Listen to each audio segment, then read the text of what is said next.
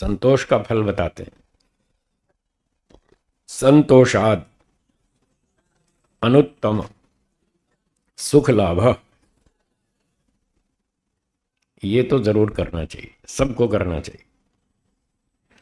इस सूत्र में बता रहे हैं संतोष का पालन करने से, संतोषात, संतोष का पालन करने से। अनुत्तम, अनुत्तम शब्द जो है संस्कृत भाषा में ये समस्त पद है और इस समास के दो अर्थ हो सकते हैं, प्रसंगानुसार दो अर्थ हो सकते हैं।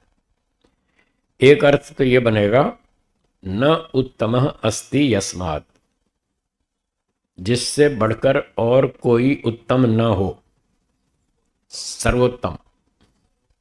अनुत्तम का अर्थ है न उत्तमः अस्ति यस्मात्, अर्थात सर्वोत्तम, सबसे ऊंचा। एक तो ये अर्थ बनेगा।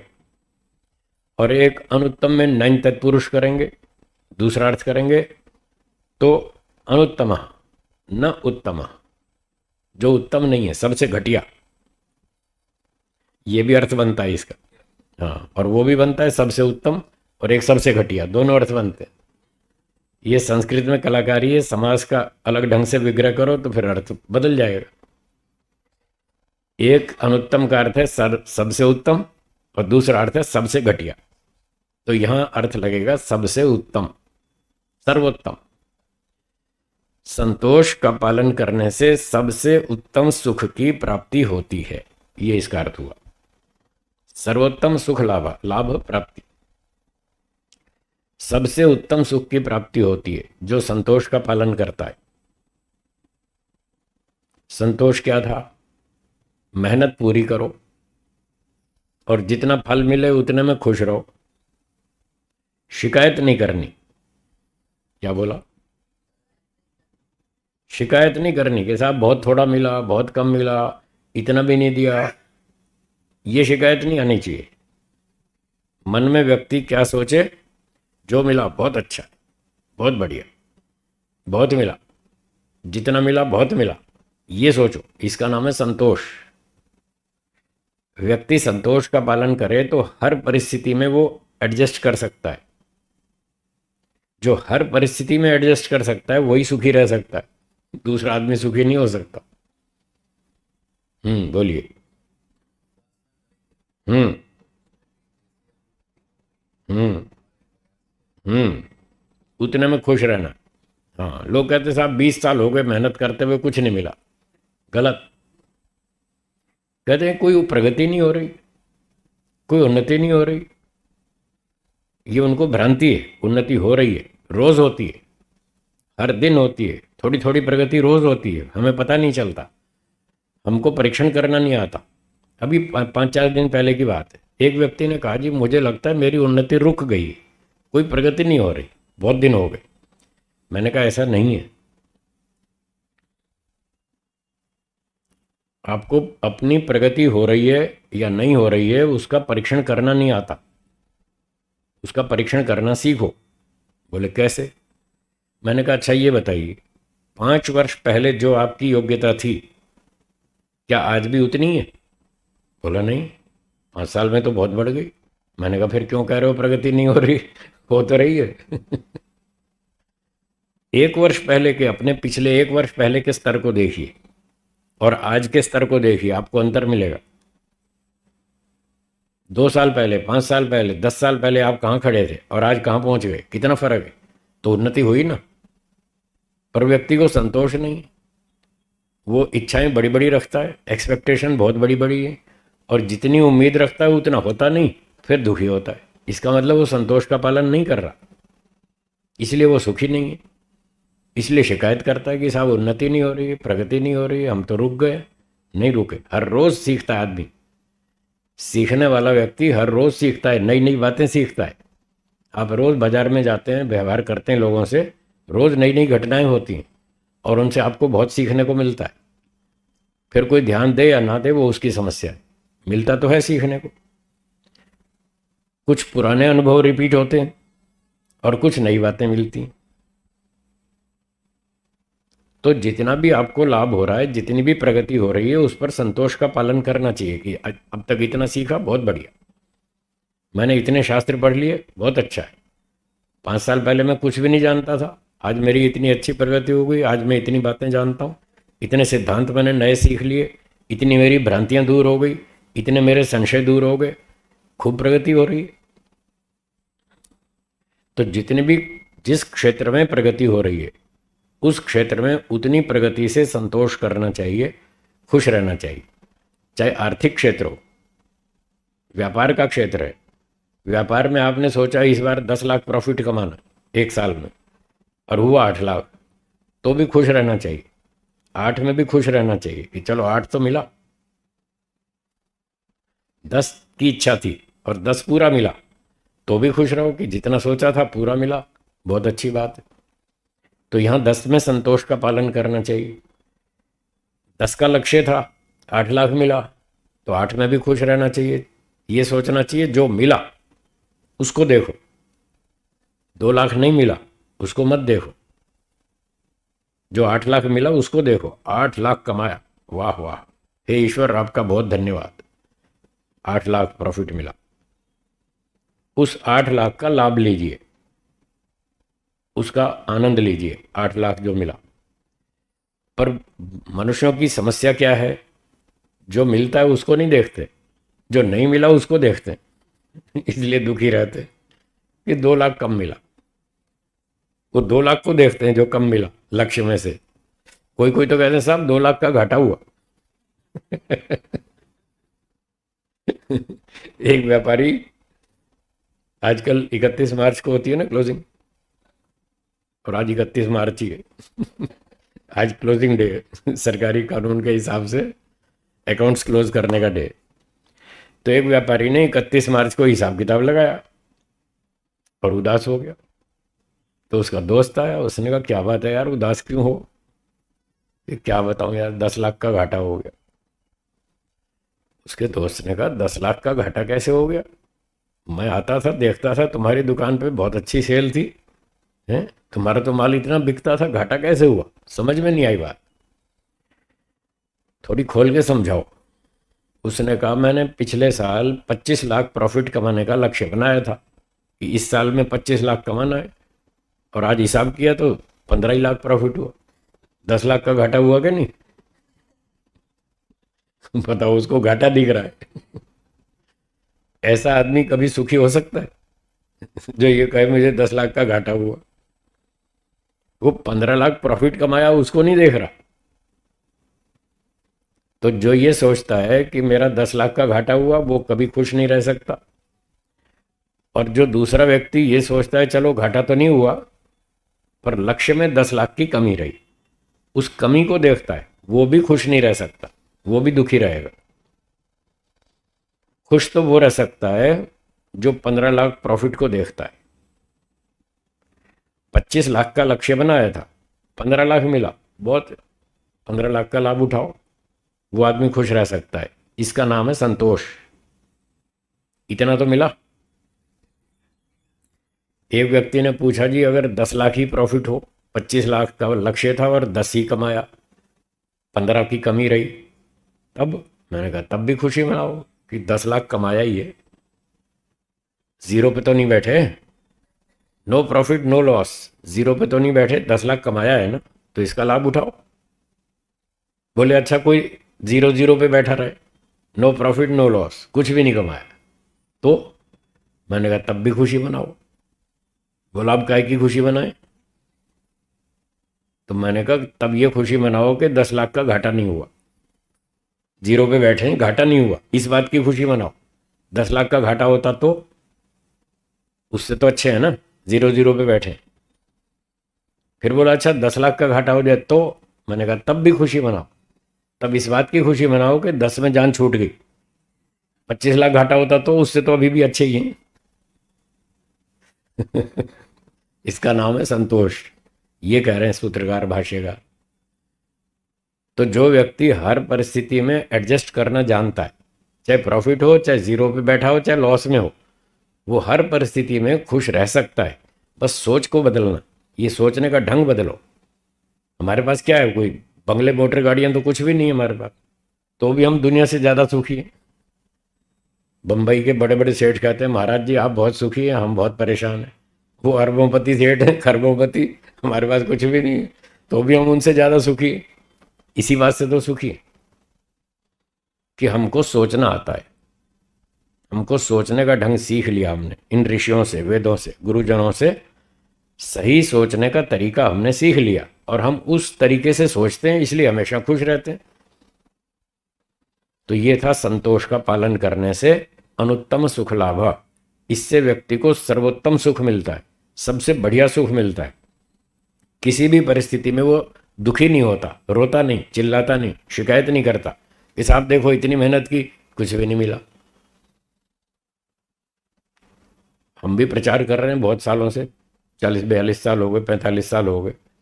हमने किसी से आज तक एक पैसा नहीं मांगा, ना तो दक्षिणा मांगी ना किराया भाड़ा, कुछ नहीं मांगा आज तक, और फिर भी खूब मजे से जी रहे।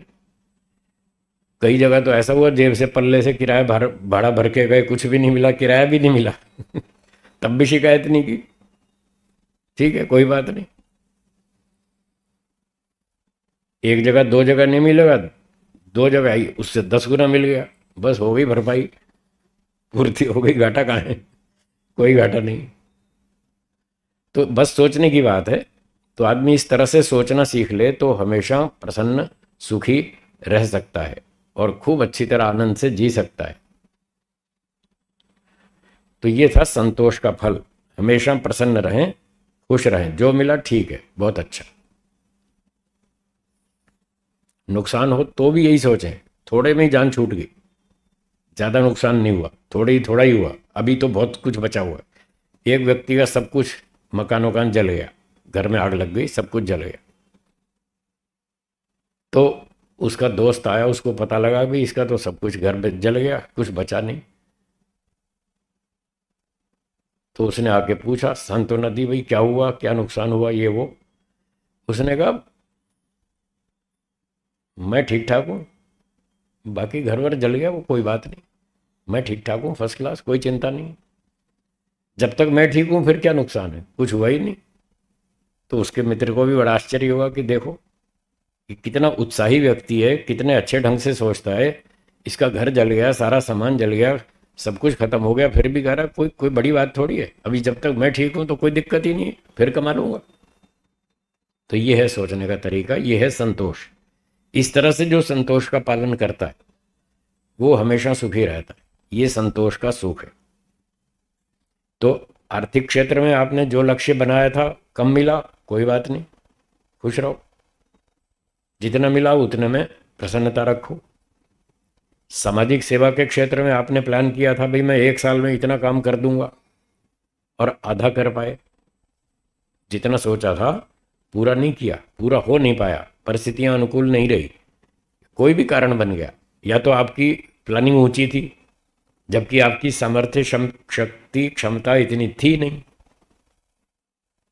आपने ओवर एक्सपेक्टेशन कर ली, ज़्यादा उम्मीद कर ली कि मैं इतना कर लूँगा जबकि इतनी ताकत थी नहीं, तो गलती तो आपकी है। 1 वर्ष समाज सेवा कर ली, फिर उसके बाद रिजल्ट देखा भाई जितना सोचा था उतना तो नहीं हुआ, नहीं हुआ तो ना सही, कोई बात नहीं, जितना हुआ ठीक है, लोग इसी में दुखी हैं।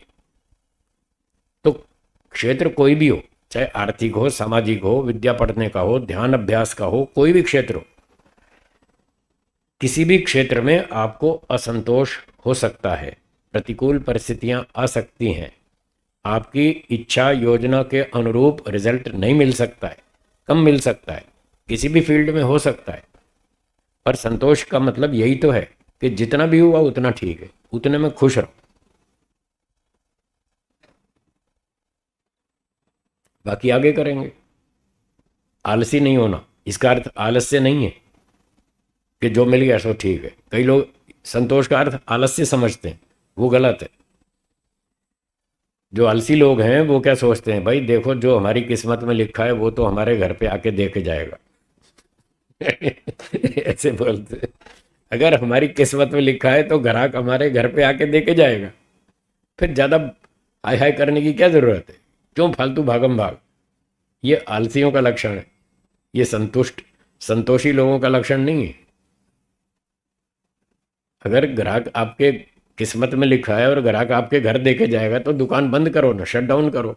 काहे को दुकान खोल रखी है, क्यों ऑफिस जाते हैं? और दुकान बंद करो, ऑफिस बंद करो, फिर देखें कितना कमाते हैं। फिर भूखे मरेंगे। तो पुरुषार्थ तो करना है, पुरुषार्थ पूरा करना है, आलस्य नहीं करना। फिर पूर्ण पुरुषार्थ करने के बाद जो कुछ मिले बस उसमें खुश रहना, ये है संतोष। तो प्रयास पूरा करें, कोई भी फील्ड हो। अब एक व्यक्ति घर से निकला, बोला मैं 5 साल में समाधि लगा लूंगा, ऐसा सोच के निकला। उसको पता ही नहीं समाधि क्या होती है और कब मिलती है, कितने दिन में मिलती है, उसके लिए कितनी तपस्या करनी पड़ती है और सामने कितने बाधक आएंगे, वो उसका वो कल्पना भी नहीं है। और वो घर से निकला ये सोचकर कि 5 साल में मैं समाधि लगा लूंगा और मैं फिर देखो योगी बन करके देश दुनिया में तहलका मचा दूंगा। ऐसी ऐसी कल्पनाएं करके निकला घर से, और 5 साल निकल गए, समाधि तो मिली नहीं। 5 साल में तो दिमाग का कचरा ही साफ होता है उसको। जो कचरा यहाँ भर रखा है ना, बहुत सारा भ्रांति और अविद्या, संशय। गुरुकुल में दिन रात परिश्रम करने पर, पढ़ाई लिखाई करने पर 5 साल में तो वहां दिमाग का कचरा साफ होता है। समाधि तो अभी बहुत दूर है। 5 साल तो सिर्फ इसी काम में लगते हैं। ये कचरा जो भर रखा है बहुत सारा पहले से, वो साफ करने में 5 साल लग जाते हैं। फिर वो देखता मेरी समाधि तो लगी ही नहीं, ये तो बहुत गड़बड़ है। वो उदास हो जाता है, निराश हो जाता है, फिर दुखी होता है। तो ऐसा नहीं करना चाहिए। जिस फील्ड का आपको अनुभव नहीं है, आप उस फील्ड में खामखा की कल्पनाएं कर रहे हैं।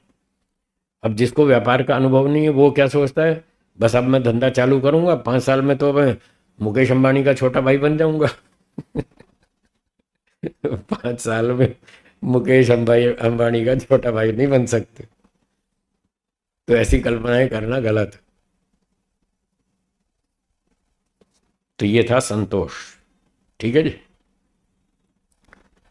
आगे चलें। तो जीवन में ये एक बहुत बड़ी चीज है संतोष को धारण करना।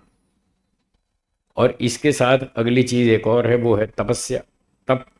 इसको भी धारण कर लें तो बस 2 चीजें तो बेड़ा पार लगा देंगी। दुनिया बहुत सुखी हो सकती है ये 2 चीज अगर सीख ले तो, तपस्या और संतोष। अब तप का फल देखिए क्या मिलता है। अगला सूत्र देखिए,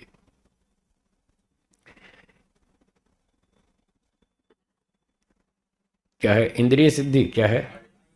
काय इंद्रिय सिद्धि अशुद्धि क्षयात तपसः। ये तप का फल है। तो सूत्र का अंतिम शब्द है तपसः। तपस्या करने से, तपस्या करने से 2 लाभ होते हैं। एक तो अशुद्धि क्षयात, अशुद्धि का क्षय होता है। हाँ ठीक, धन्यवाद। तपस्या करने से अशुद्धि का क्षय होता है। अशुद्धि, जो शरीर इंद्रियों की अशुद्धि है वो कम दूर हो जाती है, नष्ट हो जाती है। तपस्या करने से शरीर और इंद्रियां बलवान होते हैं, कमजोरी दूर हो जाती है। अब मजदूर को देखो, सारा दिन 8 घंटे धूप में काम करता है, हाँ या ना? एक बैंक मैनेजर धूप में 1 घंटा काम कर सकता है? नहीं कर पाएगा। फर्क है ना दोनों में। वो 8 घंटे धूप में काम करता है पूरा दिन और बीमार नहीं पड़ता, फिट रहता है, खूब अच्छा काम करता है, स्वस्थ रहता है, सूखी रूखी जो खा के अपना सो जाता है। और बैंक का मैनेजर जो सारा दिन एसी में बैठता है वो 1 घंटा धूप में काम नहीं कर पाएगा। तो उसकी अशुद्धि का क्षय हो गया, उसके शरीर इंद्रियों की कमजोरी दूर हो गई मजदूर की, जिसने धूप में तपस्या की। और दूसरा लाभ क्या हुआ? काय इंद्रिय सिद्धि, उसका शरीर और इंद्रियां बलवान हो जाते हैं। सिद्धि का मतलब बलवान हो जाते हैं। उसका शरीर इंद्रियां बलवान होते हैं, अशुद्धि कमजोरी दूर हो जाती है, शरीर बलवान होता है जो तपस्या करता है। मजदूर का तो मैंने उदाहरण दिया, ये नहीं कि सारे बैंक मैनेजर्स को धूप में खड़ा करो, ये मतलब नहीं है। एसी का अपना उपयोग है, उसका भी लाभ लेना चाहिए, वो अलग बात है। मैं तो केवल अंतर दिखला रहा था। तपस्या भी करनी चाहिए, हमेशा सुविधाओं का उपयोग नहीं करना चाहिए। भले ही आप एसी का उपयोग करें, कोई बात नहीं, करो, आपका काम ऐसा है, जो ऑफिसों में बैठने वाले वाइट कॉलर्स, सफ़ेद कॉलर वाले लोग हैं, जिनका काम बैठने का है, लिखने पढ़ने का है, वो बुद्धि का काम है, उनको एसी चाहिए। एसी का उपयोग करें, कोई दिक्कत नहीं, पर आदत ना बना लें। ऐसी आदत ना बना लें कि एक दिन लाइट चली जाए तो 1 घंटे में दुखी हो जाए, ऐसा नहीं होना चाहिए। एसी मिल गया, अच्छी बात है। एसी खराब हो गया, कूलर में काम चलाओ, उसका भी अभ्यास होना चाहिए। कूलर भी नहीं मिला, पंखा ही मिला, तो पंखे से भी काम चलाओ। ऐसी आदत भी होनी चाहिए, क्षमता होनी चाहिए शरीर में कि कभी सुविधा मिले तो ठीक है, ना मिले तो भी ठीक है। आदमी दुखी ना हो, परेशान ना हो, रोगी ना हो, अपना काम चलाए। तो पंखा मिले, कूलर मिले, एसी मिले, जैसी सुविधा मिले वैसे करो। कार में जो अब तरह की सुविधा मिलती है, कार में घूमो। ट्रेन में जाना पड़े, ट्रेन में जाओ। फ्लाइट में मिले तो फ्लाइट में जाओ। स्कूटर बाइक मिले तो स्कूटर बाइक पे जाओ। साइकिल मिले तो साइकिल भी चलाओ। और पैदल चलना पड़े तो उतनी भी ताकत रखो टांग में कि हम पैदल भी चल सकें 2-4 किलोमीटर, 5 किलोमीटर।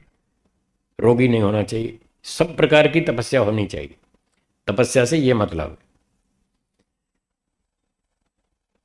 तो जो व्यक्ति इस तरह का अभ्यास बनाए रखता है, साइकिल पर भी चलता है, पैदल भी चलता है, स्कूटर पे भी चलता है, कार में भी चलता है, ट्रेन में भी चलता है, हवाई जहाज में भी चलता है, वो हर परिस्थिति में सुखी रहता है, एडजस्ट कर लेता है, परेशान नहीं होता, उसका कोई काम नहीं बिगड़ता।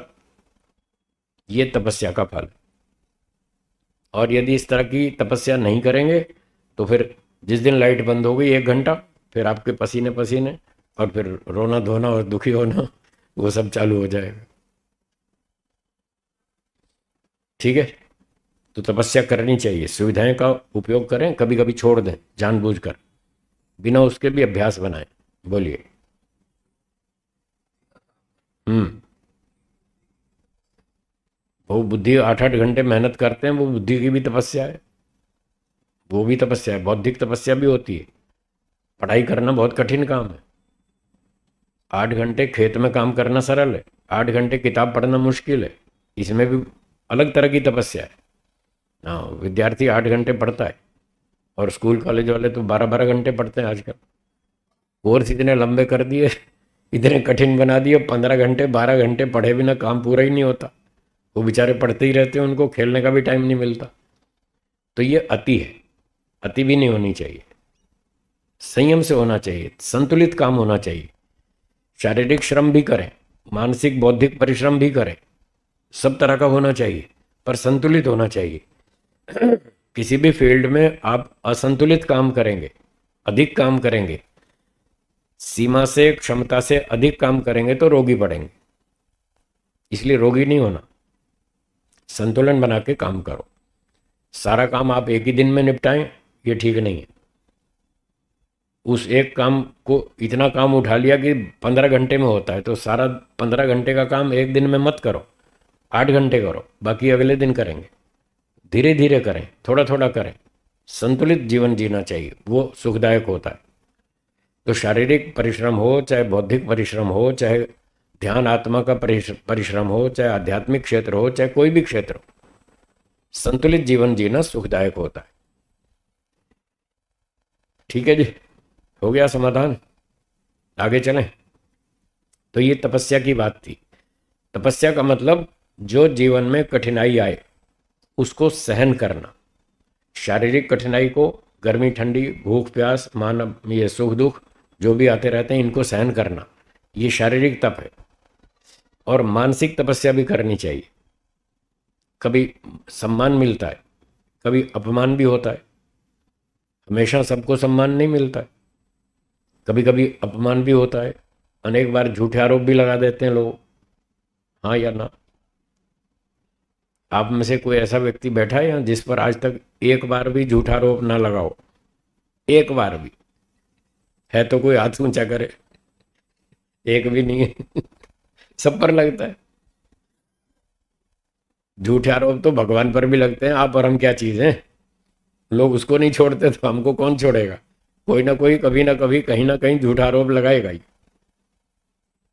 क्योंकि वो सारे लोग ईमानदार नहीं है, सारे लोग बुद्धिमान नहीं है, सबका मन शुद्ध नहीं है, सब लोग पक्षपात रहित नहीं है। इसलिए अपने दोषों के कारण कहीं ना कहीं झूठा आरोप लगाते ही है। सब पर लगाते। तो कभी सम्मान मिलेगा, कभी अपमान होगा, कभी कोई सच्ची प्रशंसा करेगा, कोई झूठा आरोप भी लगाएगा। तो दोनों को सहन करना ये तप है। जब झूठा आरोप लगे तो उसको सहन करें, कोई बात नहीं। ये 3 शब्द हैं, कोई बात नहीं। ये आपकी सहन शक्ति को बढ़ाएंगे।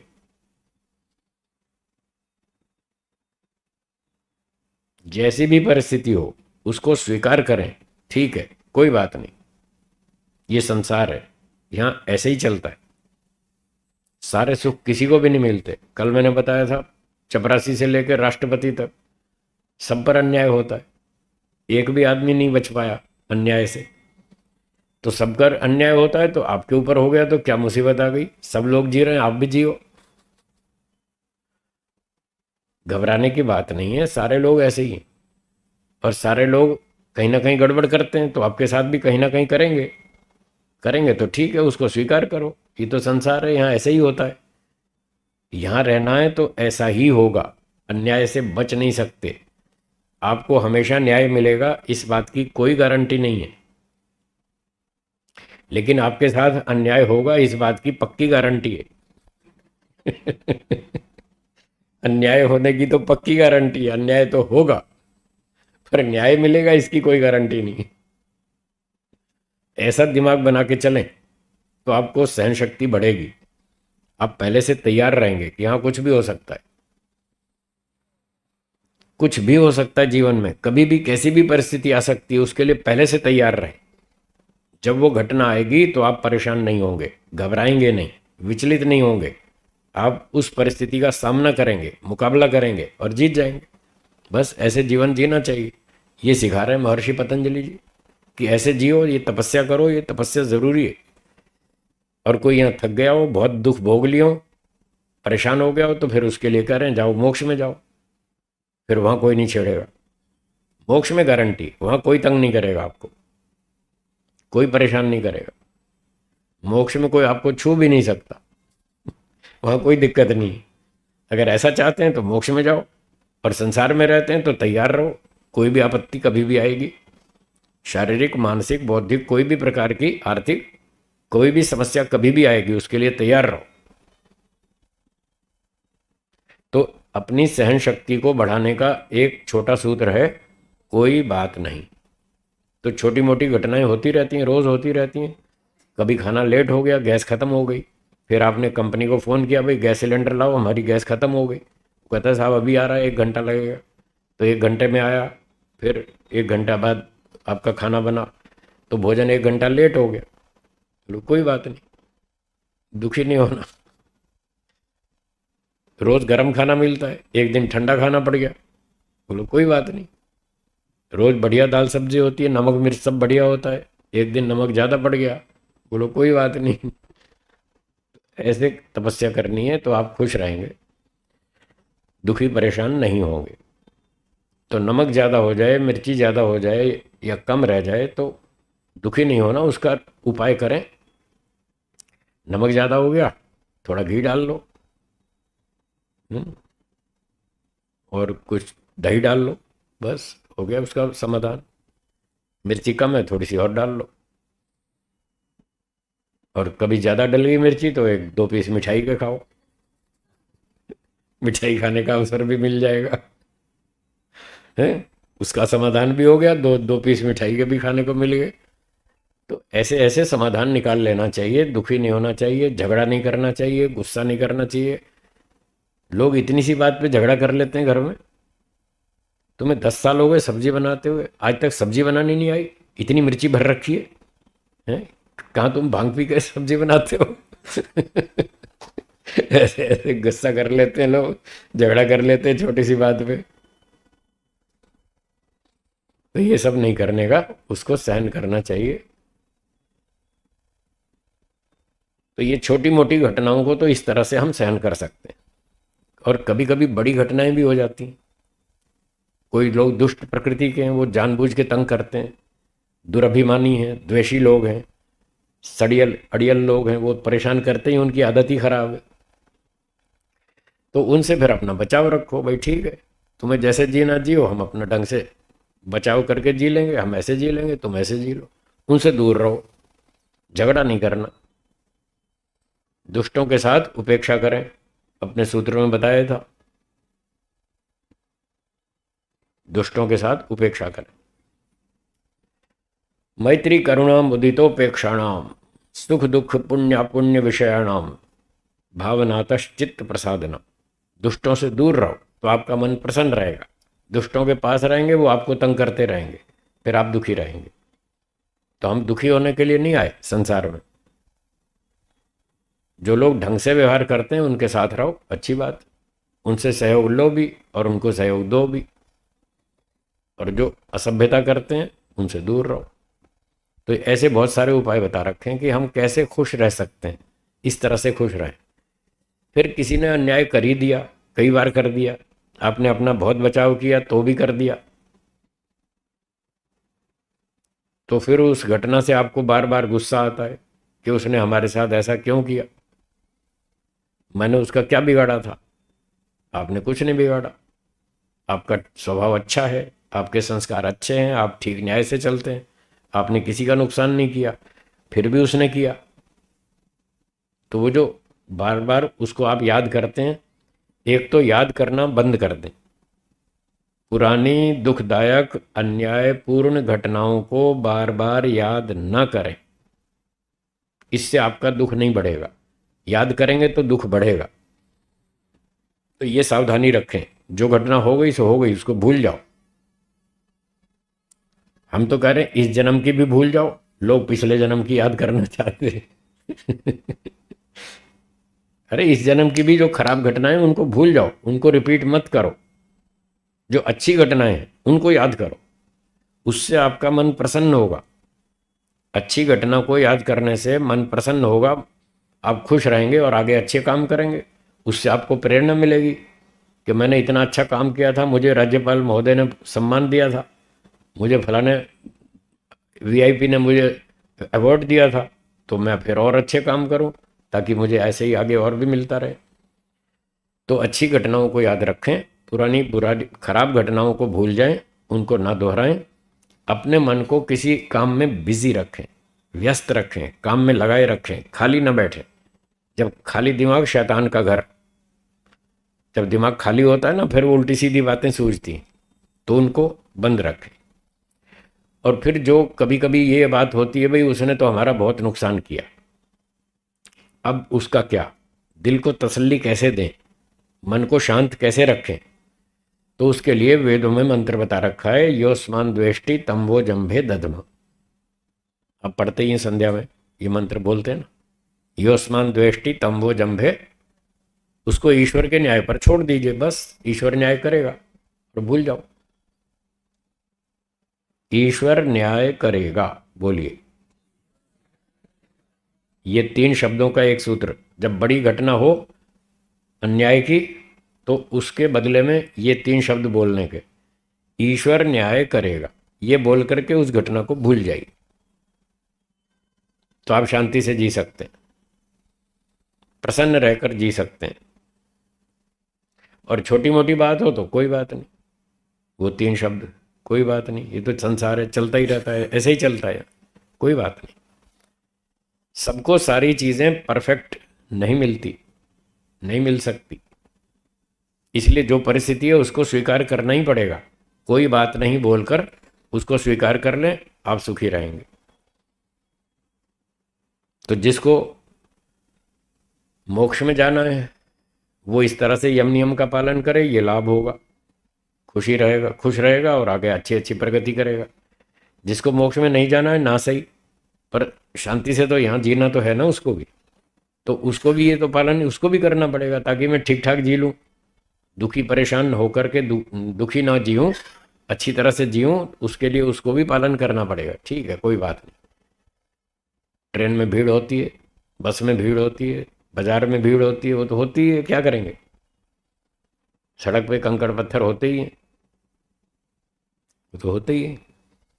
अभी आपको यहाँ से ओडव से कालूपुर जाना हो तो आपके यहाँ कोई कालूपुर तक कालीन थोड़ी बिछाएगा, सड़क